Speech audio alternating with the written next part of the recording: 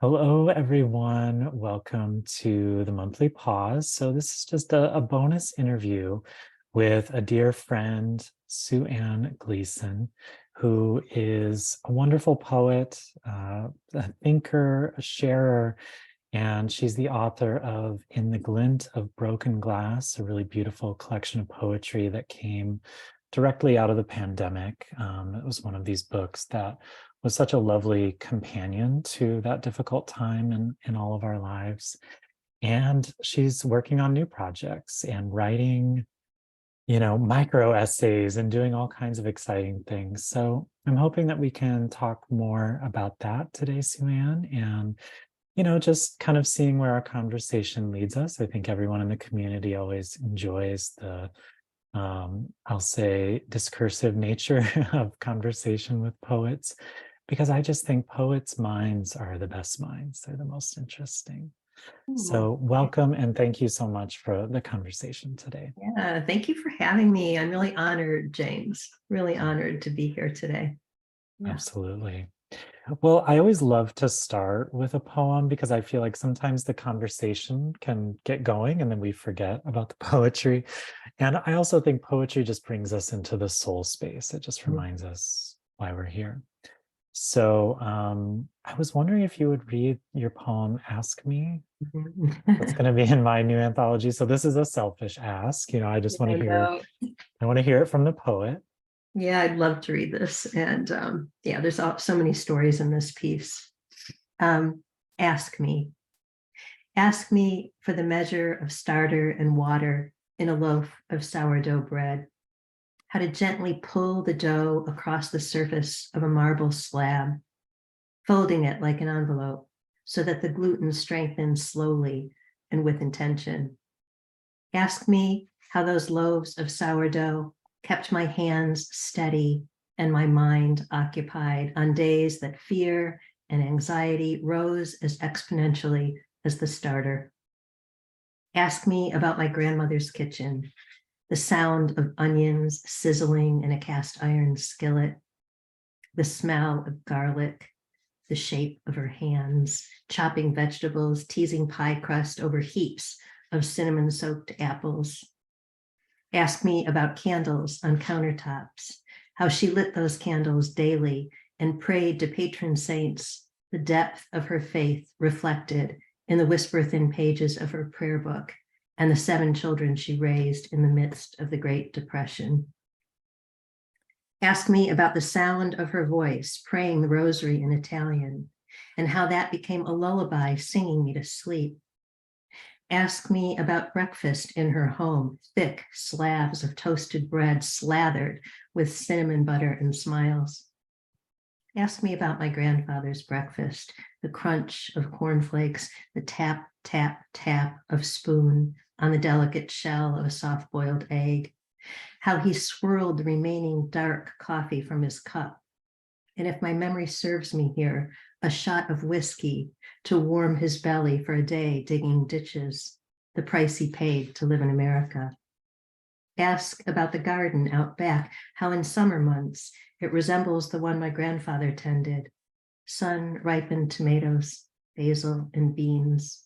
How every morsel in my kitchen, from sourdough loaves to the slow simmer of tomato sauce, is the love language of my grandmother's hands.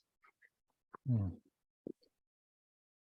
Ah, I'm so glad I selfishly asked to begin with that poem. I love reading that piece. It breaks me up every time I read it. Yeah, I think there's so much, there are certain poems by people. I noticed this in my work, and in the work of, the poems that I anthologize. There are just certain poems that contain so much of your own essence and who you are and your story. And this one just feels like one of those. And even in the movement from, the sourdough starter, working with your own loaf of bread, to the memory of your elders and the people who basically ensured that you would grow up here in America.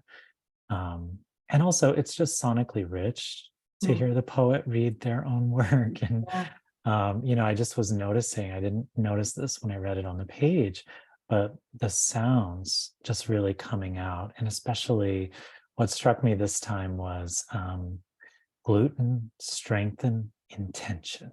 Mm, Like there's just mm.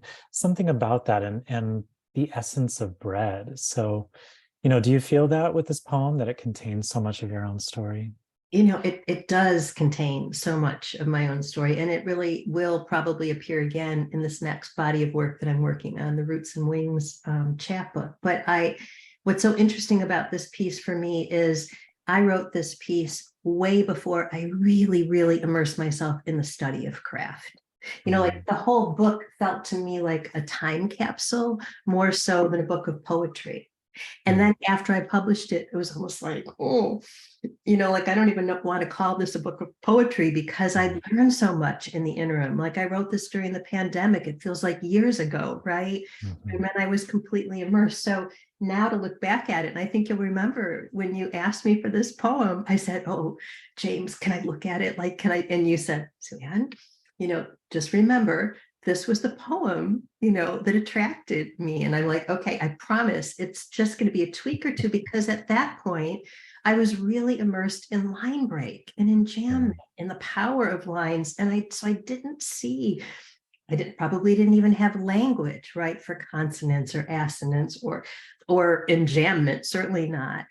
But so when I look at this poem now, I'm kind of tickled that this piece spilled out at a time when I really felt like I was just on the cusp of becoming, the poet you so generously called me when we opened this call. So, mhm, so the piece had more heart for me than what I considered craft, and yet mhm.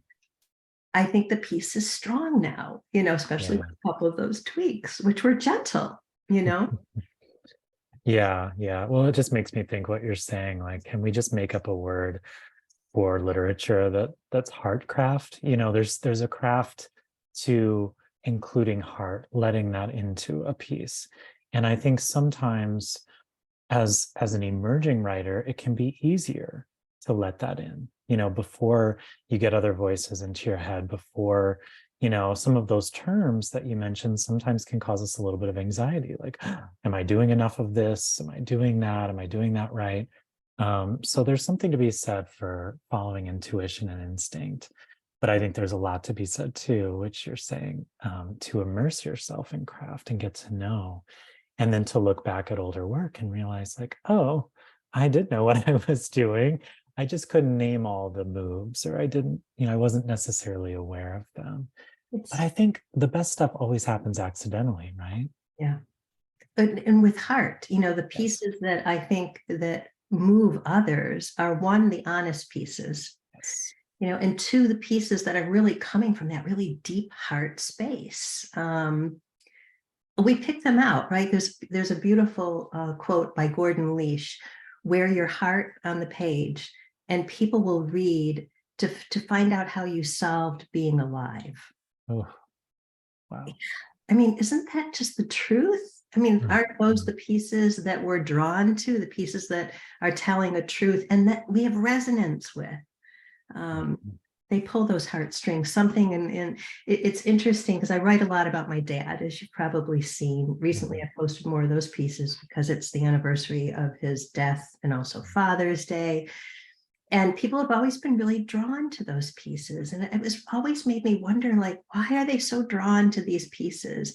And I think what I'm beginning to understand is he was an atypical father. He wasn't like the patriarchal dad. He was very gentle. He was soft. He was an artist. And I Wow. think many people who didn't have that experience of father are drawn to those pieces because they want to vicariously experience that version of father. Mm. And so, it may not be resonant like, oh, my dad was just like that, but Yeah. there's something in there that feeds them in some way. And I think those images that we have, like the image that I have of, the glass of orange juice on your Mhm. kitchen table from that poem, like it's those images of our past, that tell a story that in some way warm, I think, our readers in a way that stays, right? Yeah. Yeah. Yeah, and I think you're absolutely right. I mean, it must have something to do with empathy, this idea of living vicariously through a poem, like you're saying, someone else having access to that maybe softer, more creative, generous version of a man, even if they didn't have that in their own father. And so I think there's a lot to be said for offering that as a gift and realizing that that is a gift that you can give others. I think it also, you mentioned my poem telling my father, and that's certainly probably my most shared or most known poem that's out there in the world. And I love that because it's from a moment of tenderness Yeah. with my atypical kind of softer, unafraid of emotion father. He didn't always know how to show it, Yeah. but he was not afraid to cry or Yeah. express affection. And I think only in retrospect, looking back, do you realize, like, oh my gosh, this is such a rare gift. And now it's being transmuted and shared through your poems with other people, and that they're able to receive that, the gift of that same love. And getting emotional just thinking about Yeah. And it's how we it. keep them alive, right? Yes, I was yes. thinking this morning as I was putting milk in my tea that I buy this very particular brand, local from a local dairy of whole milk, right? Mm, And the reason I buy that milk is because when I open it, there's the cream on the top. My father mm. always told us a story about how when he was a kid, they'd all rush to the milk box. Whoever got there first got the bottle of milk with the cream on the top, and they ate the cream. And so every morning when I open that bottle of full fat milk, right, I see that cream and I think about my dad. So it's like I Mm, bring him to life. yeah. Through these actions and through the writing. So he's in some ways more alive for me now than he was during the decade of decline where we kind of lost him, cognitively. Yeah. Yeah. Yeah, it's absolutely, as you're saying, I think a way of bringing our lost loved ones back to life, keeping them alive, and also preserving the parts that are most alive of them, you know, not dwelling on those times of decline when they were maybe not themselves. It's almost being truer to who they are. And that's such a beautiful poetic intention. Do you have any poems about your dad handy? Did Gosh. you? Yeah, I've got the whole because I'm really working on this collection to see if it has what it needs to be a collection, to see how the pieces are talking to each other. And so I'll read the opening piece because I'm looking at it to see if it can also stand alone. Hmm.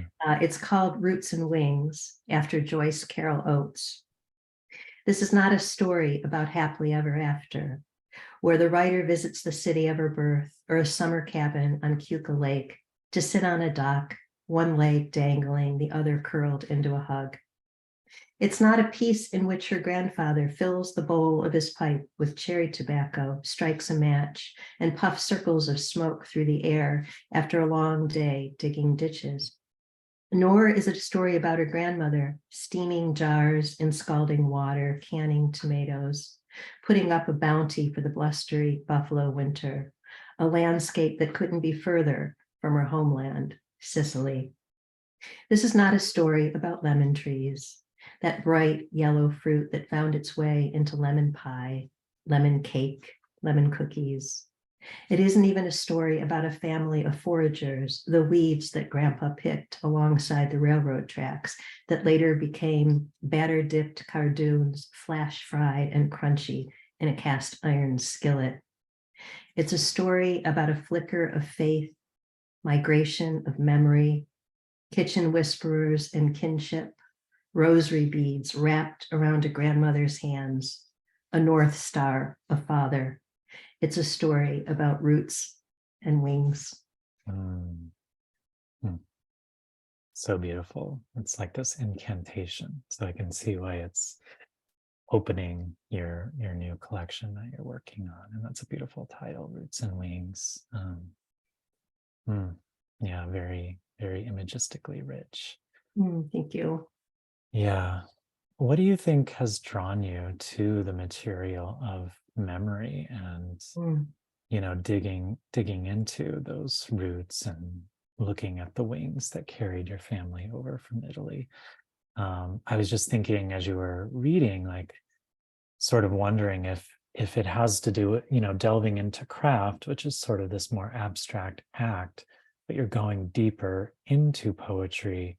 And I think by doing that, often we go deeper into ourselves and our own stories too. Yeah, and so much so that, it's not necessarily the story that we're telling, but the questions that we're asking, right? Mhm. We're putting together a piece. And I think for me, what I'm inquiring about here is, like, what does it mean to have grown up in an immigrant family, right? With a grandmother who, learned the language, broken English, but learned the language, and a grandfather who maybe had 3 words: thank you, thank you, Mm. thank you. He always said in Right. threes. And what's interesting to me is that our language was not verbal.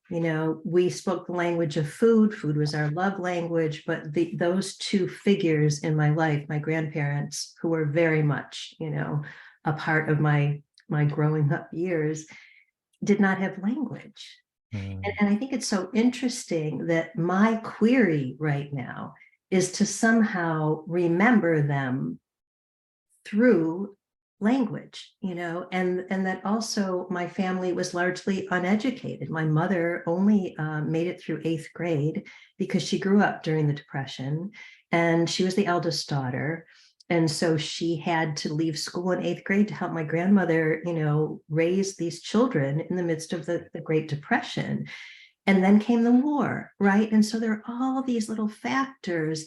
And so my query for my own personal, wonderings is, how is it that I'm so intensely curious and so, driven, right, to Mhm. learn, to use language, to study craft, and what's the relationship there between how I grew up in this family that was largely not educated, not intellectually curious, not learned, right? Mhm. And yet here I was at a very early age, lost in books, just Mhm. completely immersed and lost. And still, in addition to all the bookshelves, I've got piles everywhere.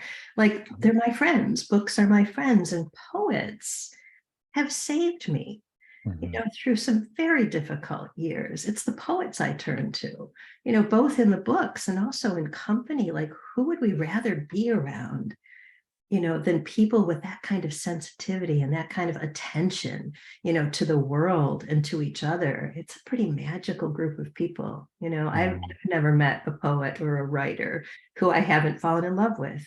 Mm. Right. Yeah. There's always something to love, whether it's quality of attention or their presence or even just the presence on the page. There's Mhm. just so much to admire. I think that's really interesting that you're questioning that or just being curious about why you're so drawn to language when um, your ancestors were not or could not be, maybe didn't have the space and luxury to or even just the education to have access to that. And sometimes I wonder if we, because I'm in a similar position, like neither of my parents finished high school and yet, and we're not interested in books. And certainly I don't think there was any poetry in the house growing up other than, Dr. Seuss maybe. And so why and how on earth did this draw me in? And maybe it is filling in that gap. Maybe it's again this sense of gift giving that I think writing can so often be, that we're giving them the gift of expression that they never had. Hmm. Like I just keep thinking about your grandmother's hands that ends Yeah. that first poem, that image, and just how the heart is in the hands, right? Hmm. That's what how she was able to express love, probably through food, through making and doing.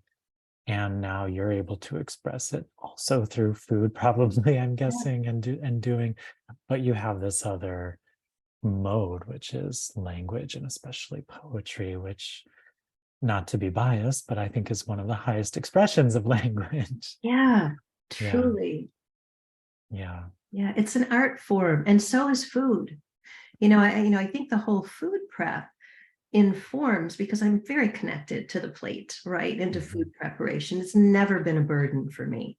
But, you know, transparency here, I'm not a mother, so I never had to like cook for a family. I've always cooked for the beauty and the sensual nature of food, the aromas, all of the senses.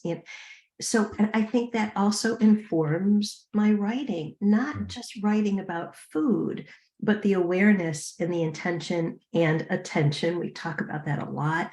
That part of my life brings to this part of my life, to the Mhm. page. Like my senses are heightened. Yes. I pay more attention. My eyes are open wider.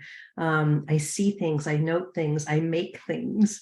And I think that informs the writing as well. And I don't think it's just about food. You know, it can be knitting or any moving meditation, you know, which circles back to what you said earlier about presence, right? Mm.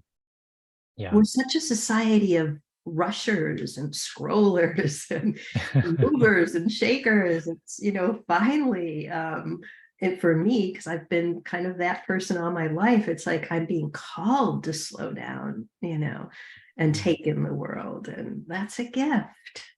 That's right. Absolutely. Yeah, I was just thinking I was watching this show. I think I can't remember the guy's name, but he's an Italian actor. It's called Searching for Italy.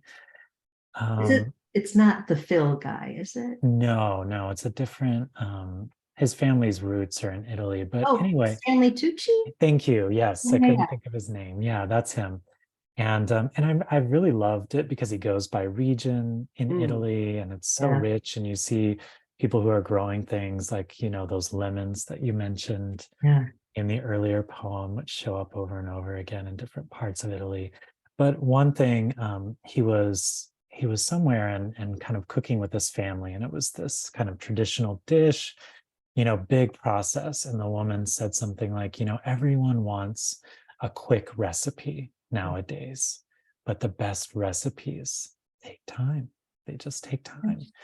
And it's like, it can be this all day process. And I think this goes back to something that I've been thinking about a lot. And I thought about it when you were reading actually both poems, but especially the Ask Me poem, is this sense of ritual Mhm. that is around, like, even just the words food prep, like there are different steps to the ritual of making a meal. You have to prep things, then you cook them, and then maybe they sit Yeah. for a time. So just that sense of ritual and how we can take pleasure in that. And I really zoomed in on what you said about the heightened senses, because I think that's what cooking and growing and harvesting food can do for you. It really just heightens the senses. You're paying attention. You're also seeing origins, like not only the origins of the food, but like what you're exploring right now, which is the origins of a recipe or a love of this kind of food, or the literal origins of your family and the food that sustained you through very difficult years. So I'm just kind of have all of that swirling around now after taking in some of what you're saying. You know, growing up, you know, in an Italian family too, like there are those recipes, which of course they were never written down, right? But when I come across, like I was in the UK, I kid you not, I bought a book. It's like this big. It in my you know, to carry home in my suitcase, Oh my because it was gosh. this beautiful book with recipes from Sicily. And as I was going through this book in this beautiful little independent bookstore, I'm seeing, you know, things that I think my grandmother prepared that I've been trying to recreate for years. I carried this huge book back home with me. I think I probably left things in the UK just to fit the book in my suitcase, because I want to recreate the sensory experience of being in her Mm, kitchen. Like I want that mm, back. I want to keep her alive. You mentioned the word origin. You know, I think our origin story sometimes is what keeps us alive or keeps us hopeful that we're going to make it, you know, through mm, our future. You know, when I look about my roots and when I look at how these two people, my grandparents, you know, came over to this country literally in the belly of a boat, with 3 small children. My mother was a baby. She was like 4 months old. Never to revisit their land, their home, their family, to leave a farm and then be plunked into the middle of a city, digging ditches. Like, what kind of tenacity was that? What did they survive? I think they came over right when Mussolini was rising to power. Mm. So when I look at that, I draw strength from the origin story, and I want to recreate whatever I can. Even knitting, is something Mhm. I do to feel the yarn in my hands, because it brings me back to the yarn in her lap, Mm. and how she was able to calm herself with the rosary, the cadence of the rosary, or the clicking of the needles. And all of those sensory memories calm my nervous system today, at Yeah. times when sometimes our nervous system is jacked up by breaking news and whatever else, we're dealing with in our lives. Mm. Yeah. Yeah, it's just making me think that, some of us who may not be religious might still be able to see some of those habits and practices as like, oh yeah, that must have been really calming at, in a place and at a time when not many things were calm, or when you might have been worried about where the next meal was coming from, or the next paycheck, or what have you. Like there are just these practices and rituals that maybe we've kind of let go of, that different versions of could help. And I think, writing is one of those Yeah. things. I just, when you were saying the clicking of the rosary beads, I'm just thinking like the clicking of a pen, or, Yes. the tapping of the keys on the keyboard, and just being lost in the sensory experience that is writing as well. And whether we have a cup of the milky tea, like you mentioned, or for me, the milky coffee, or, just whatever kind of rituals we can create. And I love that sense of, I hadn't really thought about food or origins in this way, but like trying to recreate the sensory experience of Mhm. being in your grandmother's kitchen, or, like in my poem that you mentioned, being in the kitchen with my father Mhm. when he left me that glass of orange juice. Like, just there's something about doing that, and doing that in a way that's honoring, doing it well, that is itself calming, I think, to the Mhm. nervous system, that Mhm. calms grief, Yeah. honors it in a way. And so I guess I'm just seeing that as an invitation for all of us to really just embrace that sensory experience, like the literal experience of recreation as it's happening as we're writing, and then also the imaginary kind Yeah. of experience of looking back. Or the whole memory thing. You mentioned the tapping, of the typewriter. And I'm reading a book. Oh gosh, I'm reading a lot of books, but have you seen One Long River of Song? Are you familiar with this Hmm. this book? Yeah. And the essays are amazing, but in one of them, he's talking about his father, and I guess the tapping of the typewriter. I guess his dad was a writer, and he has this piece. It's the old typewriter in the basement. See how my yellow here, but he's got this just like um piece about. May I read a piece of his Yeah, work? sure. Yeah. Okay, because I think your people would love this, because the typewriter was him, and he was our hero, and we loved him, and we wanted to be like him, which is why we all learned to type. Because you would daydream of writing a story on his typewriter, but you would never actually do so, because using his typewriter would be like driving God's car. Because his typewriter stood proudly in the center of his desk, and there were books and magazines and dictionaries and neat stacks of paper and manila folders and newspaper clippings and rulers and erasers and pencils and pens and a jar of rubber cement, and not one but two X-Acto knives, sharper than a falcon's talons. And above his desk was a shelf crowded with dictionaries and catechisms and manuals and other books of all sorts, many of them bristling with bookmarks and scraps of paper marking particular pages or passages of heft and verve and dash and wit. And I could go on, right? Mm. But isn't that what Wow. we're talking about? Like, I Mhm. got the goosebumps reading this, Yeah. because this wasn't my father typing in the basement, but this was, this man's experience of as a child of what he revered in his father, and look at the writer he became, right? Mm, I mean, it's just, yeah, to me, so moving yeah. what we And carry that's forward. that's right. And that's a beautiful way of putting it, carrying it forward. And that was One Long River of Song by Brian Doyle, right? Yes. Yeah. Yeah, so beautiful. Thank you for sharing that. And I think that just illuminates, it's sort of so commonly said as to be cliche, but it's also easy to forget that when we are really specific to our own experience, especially our own sensory experience of the past, we just open this inner door for other people. Like as you were even reading that, I was like, oh, my dad certainly wasn't typing on a typewriter in the basement, but he was working on, various projects. Like for a while, he restored antique pedal cars from the, 40s and 50s and would make these parts himself and, repaint them and reshape them. And I didn't even understand the beauty of what he was doing. I didn't even know. I didn't see it as art until much later. And even I haven't thought about it in years. But as you were reading that and he's describing everything, I'm seeing, the jar, the baby food jars of nuts and bolts, and like it Yes. just opens this door. Yeah.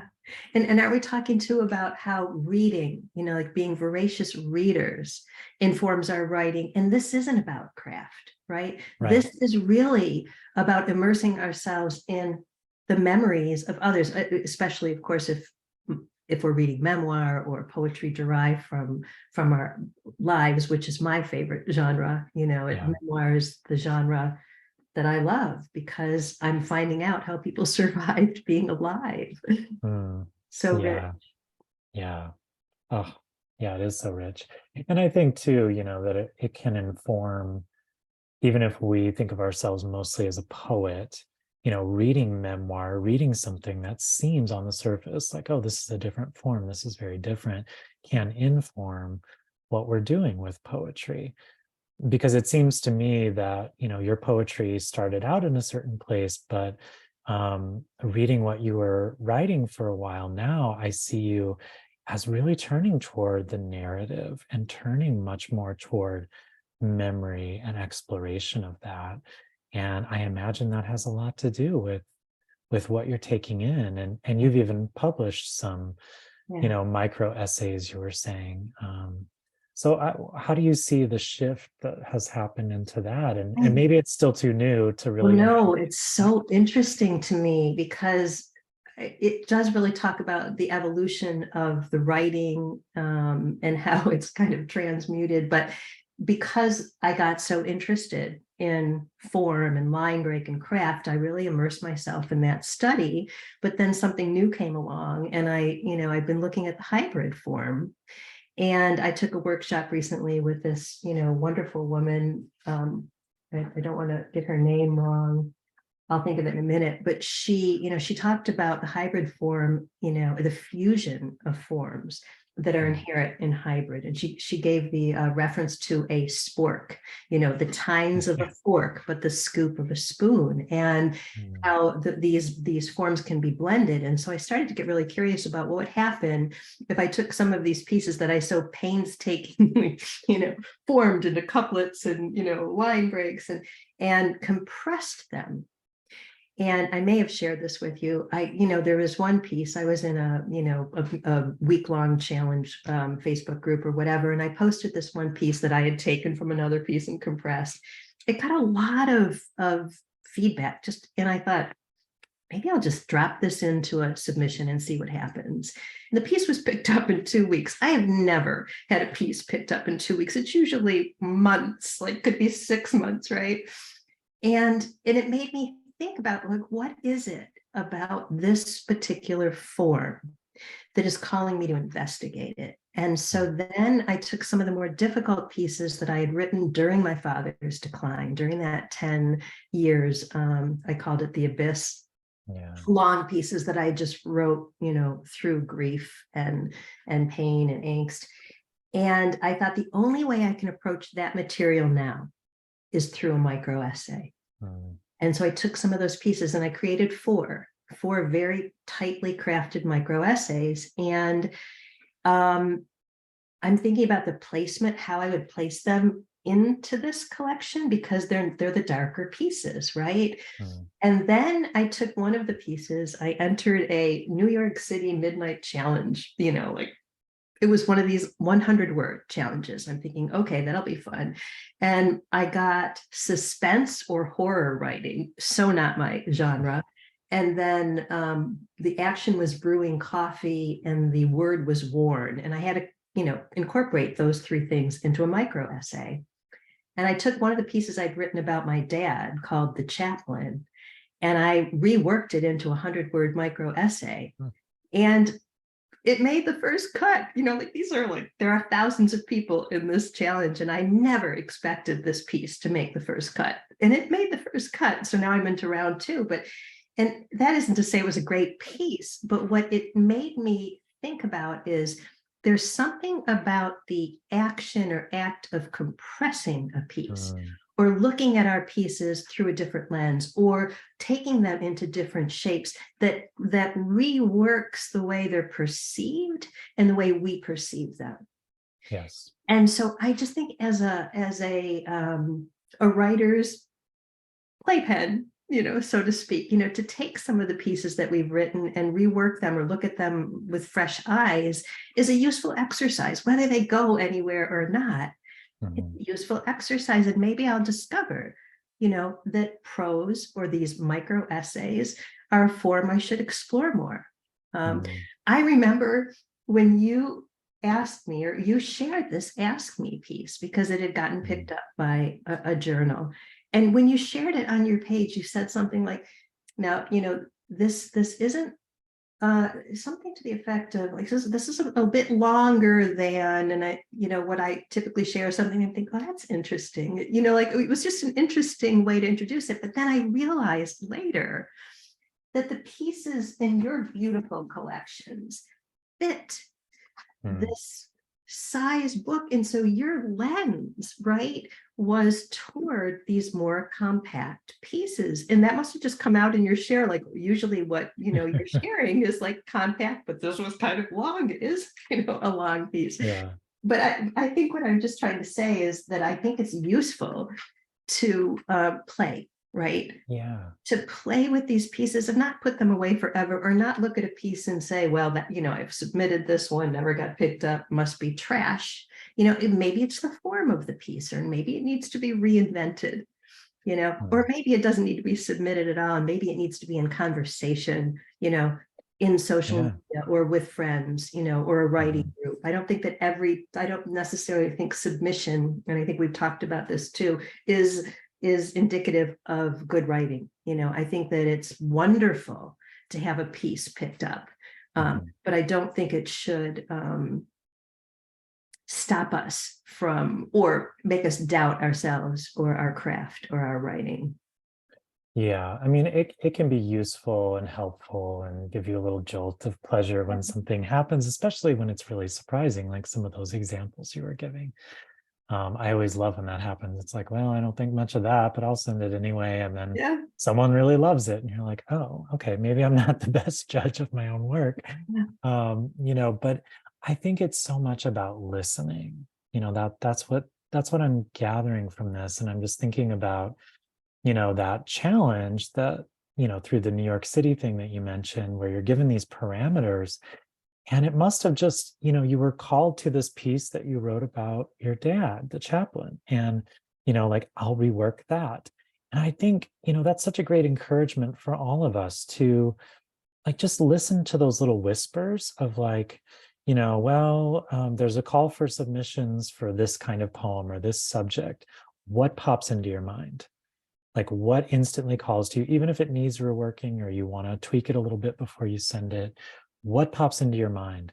And I think I have been very successful listening to those whispers, with placing certain poems, because if you know what is published in a place, typically it doesn't guarantee that you will get published, but it ups your chances if you just listen to what's being called. Now, I agree, not everything needs to be published.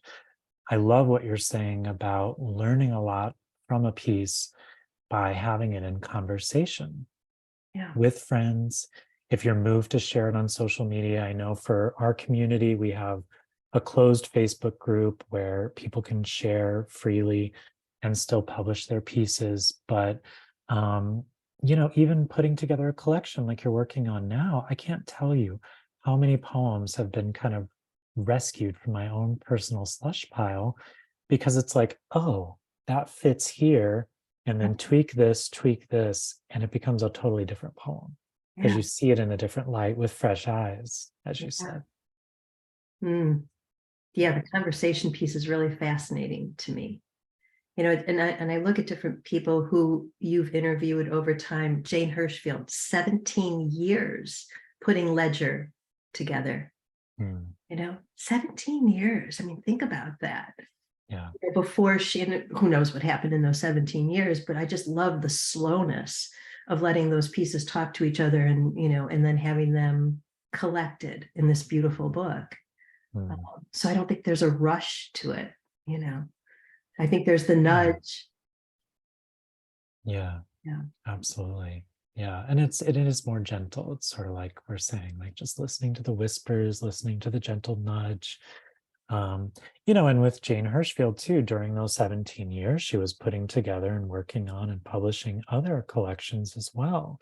So it doesn't mean you have to sit on your hands if something is not Yeah. coming together or is taking more time. But yeah, I appreciate that slowness too, that idea that we can just kind of sit back and allow things to be, that there may be an internal drive which I'm often listening to, but there isn't a rush, Mhm. that we're always giving a greater gift, I think, when we just allow things to come together on their own time.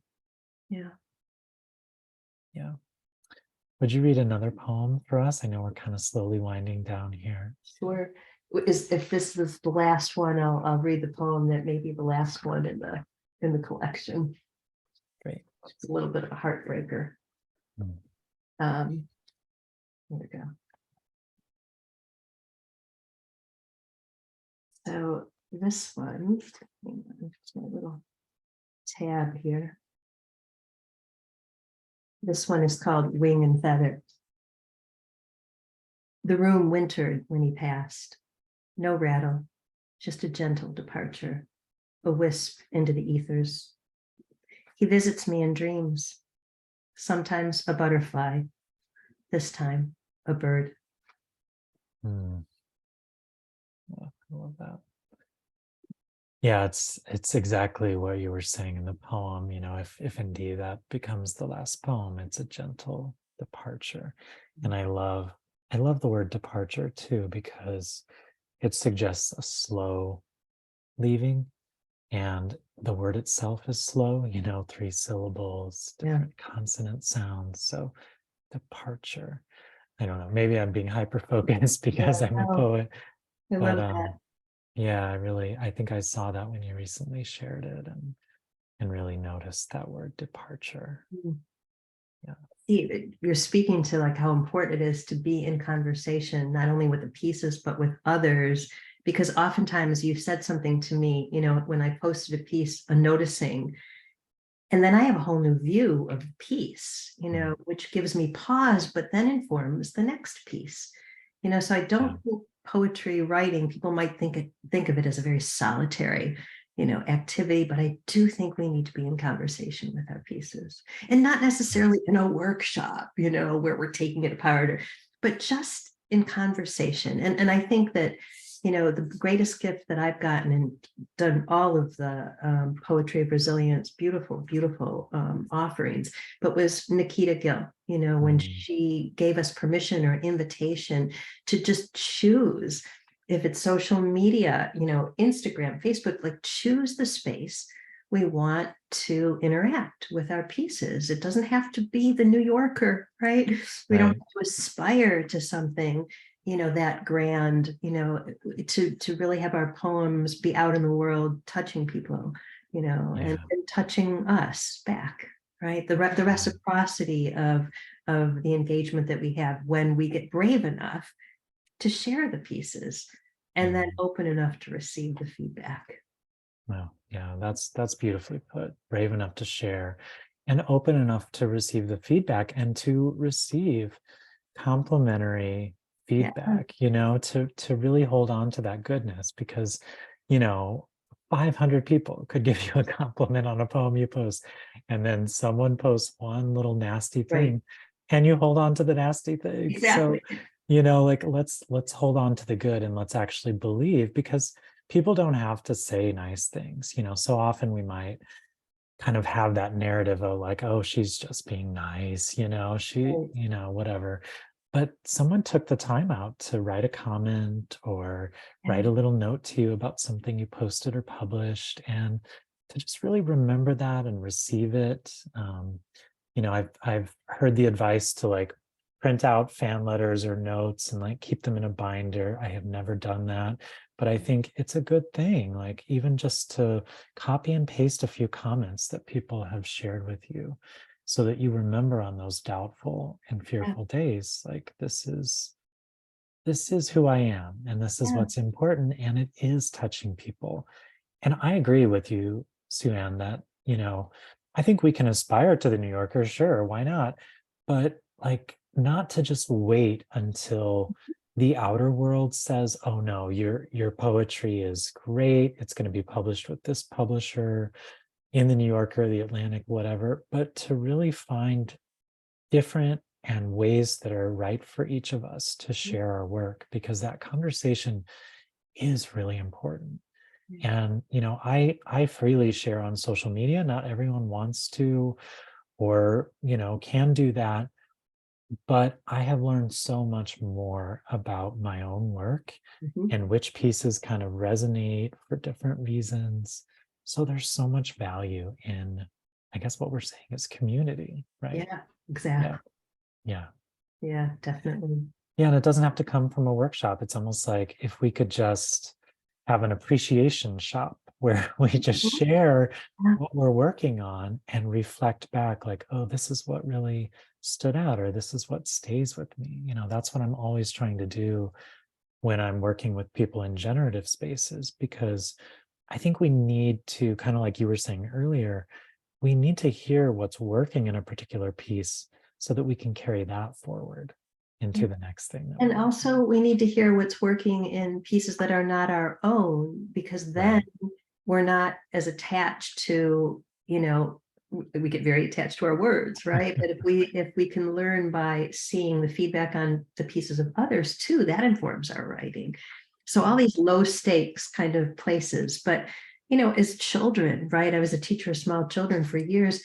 They blossomed when you Mm, noted their art or their words, and they grew. There was no real place for criticism, right? mm. In a first grade classroom, there's only Yeah, a place to blossom and grow.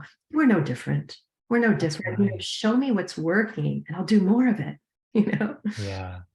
Yeah, until, that is the garden that you end up tending, is all of this beauty that comes from your own work. I love that you're saying this because I don't think we're very different from the first graders and younger children that we once were. We still need, that positive reinforcement from ourselves and from other people, yeah. and not from, the New Yorker necessarily, or Norton agreeing to publish our book or whatever it ends up Right. being. Like we need it from real people who are saying, your poem about your father reminded me of my father's final days and my dreams about my dad. And, like having that intimacy Yes, is such a rarity. I think we're hungry for that kind of intimacy.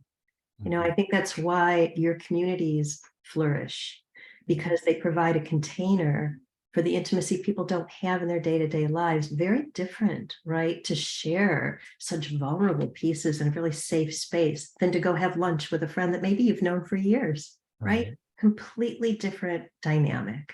Mm. So poetry does that too in the spaces, that we create around our work. Yeah. It's vital. It absolutely is. And I think the best poetry doesn't really allow us to just exist on the surface of things like that lunch with a friend might, like, Right. oh, we can't go there, we can't go. poetry just drops us Yes, into the depths, right? completely. And we just are there, and so we have to kind of navigate that, like you were saying earlier, resolve that question of how to be alive. Yeah. Yeah. Well, I think that's a good place to end, although Yeah. I could keep talking I with know I you could talk forever. for I hours. can't believe it's been 50 minutes already. But what a pleasure, Sue Ann Gleason. Thank you so much for joining us. I know that our Mm, community here is going to get so much out of this conversation. So thank thank you you, so James. much. Thank you so much. Mm.